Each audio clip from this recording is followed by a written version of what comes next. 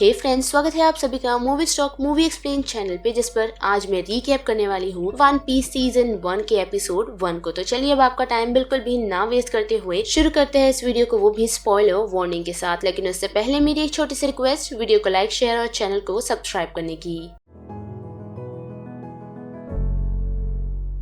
Episode 1 की शुरुआत हमें किंग ऑफ पायरेट से दिखाई जाती है, यानी कि गोल्ड रॉजर से, जो वर्ल्ड गवर्नमेंट के हाथों पकड़ा गया है और सभी के सामने उसका एग्जीक्यूशन होने वाला है, यानी कि उसे मौत की सजा सुनाई गई है। क्योंकि वर्ल्ड गवर्नमेंट दुनिया में पीस चाहती है और पायरेट्स के रहते ऐसा नहीं हो सकता, जिस कारण ही उन लोगों ने किंग्स ऑफ पायरेट्स को पकड़ा है ताकि उसे खत्म किया जाए। जिसका एग्जीक्यूशन करने से पहले सभी खड़े लोग गोल्ड रॉजर से उसके खजाने के बारे में पूछते हैं, जिसके जवाब वो सभी लोगों को यही कहता है कि उसे ढूंढने के लिए तुम्हें समुद्र में उतरना पड़ेगा। जिसके बाद सभी लोगों के सामने गोल्ड रॉजर को खत्म किया जाता है और देखते ही देखते वह सारे मौजूदा लोग अपने शिप को लेकर सीधा उसी खजाने को ढूंढने के लिए निकल जाते हैं, जिसे वन पीस कहा जाता है। जिसके बाद ये कहानी प्रेजेंट में आती है और हम देख पाते हैं मंकी डी लूफी को, जो खुद से ही बातचीत कर रहा है और उसने ये मान लिया है कि वो किंग ऑफ पायरेट्स है, क्योंकि उसने शैंक से इतनी सारी कहानियां वन पीस के बारे में सुनी है कि वो उसे हासिल करना चाहता है और वही उसका एकमात्र सपना है। लेकिन अपने सपने को पूरा करने के लिए लूफी के पास ना ही क्रू है, ना ही शिप और साथ ही ओशन का कोई मैप भी नहीं कि वो उस रूट को फॉलो करते हुए अपने ट्रेजर को हासिल कर सके।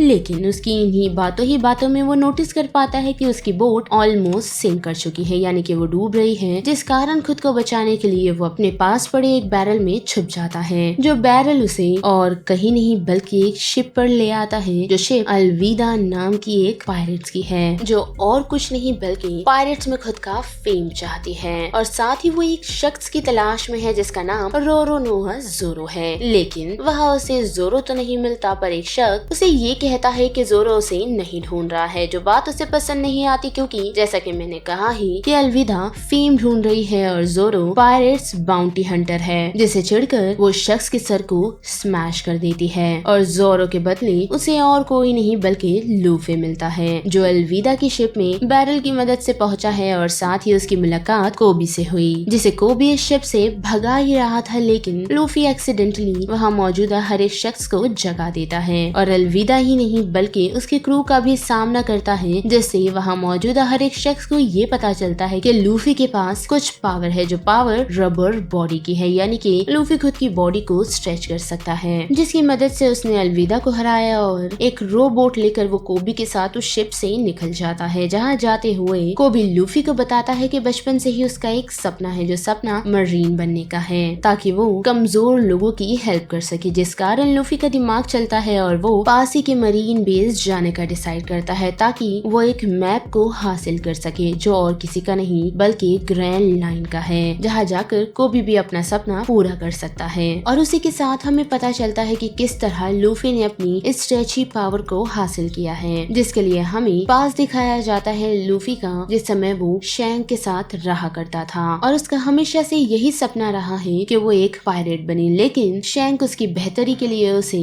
इन सारी चीजों से दूर रखा करता है। जिन सारी चीजों से चिढ़ लूफी जब लूटे हुए सामानों को चेक कर रहा था, तो उसी दौरान उसे डेविल फ्रूट मिला था, जो और कुछ नहीं बल्कि गम गम फ्रूट है, जिसे लूफी ने खा लिया और तब से ही उसके पास ये रबर जैसी पावर है। जिसके बाद फिर से प्रेजेंट की तरफ आई तो हमें एक दूसरी जगह रेड हेडेड हीफ को दिखाया जाता है, यानी कि नामी को, जो दो लोगों को बेवकूफ बनाती हुई उनकी बोट को चुराने में कामयाब होती है। और साथ ही बात करें जोरो की, तो उसके पास मिस्टर 7 पहुंचा है, जो बोरोक वर्ड को रिप्रेजेंट कर रहा है, ताकि जोरो को उनकी टीम में शामिल किया जाए। लेकिन जोरो वो नौकरी ठुकरा देता है और उस शख्स को, यानी कि मिस्टर 7 को 2 टुकड़े में बांट देता है। जिसके बाद हम तीनों कैरेक्टर्स को, यानी कि जोरो, नामी और लूफी को शेल्स टाउन में देखते हैं, जो कि 153rd मरीन ब्रांच है, जहां इन तीनों की मुलाकात एक बार में होती है, जहां हम देख पाते हैं कि जोरो मरीन बेस कैप्टन मॉर्गन के बेटे के साथ लड़ाई कर बैठता है, जिस कारण जोरो को बंदी बना लिया जाता है और उसे छुड़ाने और कोई नहीं बल्कि लूफी पहुंचता है, ताकि वो जोरो को अपने क्रू में शामिल कर सके। लेकिन वो रिफ्यूज कर देता है और ये बताता है कि उसे कोई पायरेट्स नहीं बनना बल्कि वर्ल्ड ग्रेटेस्ट स्वॉर्ड्समैन में शामिल होना है, जिसका वादा उसने किसी से किया था। जो बात सुनते सुनते लूफी ने उसे अनटाई कर लिया है और साथ ही खुद ही उस मैप को हासिल करने के लिए मरीन्स के यार्ड में बढ़ पड़ता है, जहाँ उसकी मुलाकात नामी से होती है, जो ऑलरेडी एक मरीन सैनिक बन सेम चीज कर रही है। और हम देख पाते हैं कि उस कारण नामी और लूफी एक हो जाते हैं, जो दोनों ही मिल ग्रैंड लाइन मैप को चुराने में कामयाब होते हैं, जहाँ से निकलने में उनकी हेल्प जोरो करता है, क्योंकि मॉर्गन और मॉर्गन के लोगों को पता चल चुका है कि नामी और लूफी उस मैप को चुराने पहुंचे हैं। पर लूफी, नामी और जोरो तीनों ही मिल उस लोकेशन से निकलने में कामयाब होते हैं और साथ ही हम एक एक्शन सीक्वेंस भी देख पाते हैं, जिसमें जोरो और लूफी मिल एक्स हैंडमैन यानी कि मॉर्गन को नॉकआउट करने में कामयाब होते हैं। और जब वो तीनों वहाँ से निकल ही रहे होते हैं तो उतने में कोबी उन लोगों के पास पहुँच